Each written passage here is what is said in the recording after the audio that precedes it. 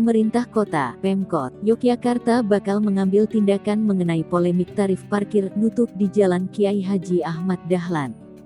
Hal itu sebagai tindak lanjut dari keluhan warga melalui media sosial Facebook yang dipaksa membayar Rp20.000 untuk satu mobil. Kabid Perparkiran Dinas Perhubungan Kota Yogyakarta, Imanuddin Aziz menyampaikan, berdasar pengamatannya, tempat parkir tersebut memang berstatus ilegal.